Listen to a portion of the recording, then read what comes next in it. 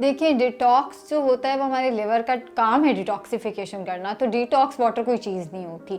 ये बेसिकली एक placebo effect आपको देती है, आपके दिमाग में बैठ के बॉडी डिटॉक्स हो रही है। हरगिज़ डिटॉक्स कोई चीज़ नहीं है। हाँ, डिटॉक्स का कोई फ़ायदा है तो वो डिफरेंट हेल्थ बेनिफिट्स हो सकते हैं, जैसे अगर आप क्यूकम्बर डाल के लेते हैं डिटॉक्स, वो स्किन के लिए बहुत अच्छा हो सकता है। अगर आप सौंफ, इलायची और पुदीने को रात को भिगो के रख देते हैं, सुबह राउंड द डे पानी पीते रहते हैं, तो वो डाइजेशन में बहुत ज़्यादा हेल्प करते हैं। जिन लोगों को इनडाइजेशन का मसला होता है, जिन लोगों को तेज़ाबियत रहती है या किसी किस्म का कोई और मसला होता है, वो उस हिसाब से डिटॉक्स इस्तेमाल कर सकते हैं। लेबल है डिटॉक्स, मगर उसका काम डिटॉक्सिफिकेशन करना नहीं है। अगर आप पानी का इस्तेमाल 8 ग्लास रखेंगे, यूरिन ज़्यादा आएगा, बॉडी से वैसे ही टॉक्सिन्स फ्लश आउट होंगे, तो डिटॉक्सिफिकेशन होगी। वही आप प्लेन वाटर करेंगे तो हो जाएगा।